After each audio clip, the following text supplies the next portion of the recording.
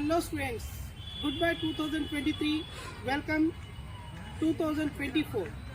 గత సంవత్సరం ఏ విధంగా గడిచిందో ఈ సంవత్సరం కూడా అలాగే గడుస్తుంది. డిఫరెన్స్ ఏముందంటే ఇక్కడ గత సంవత్సరం మీరు చేయనటువంటి పనులు ఈ సంవత్సరం చేయడానికి ఒక మంచి అవకాశం ఉంది.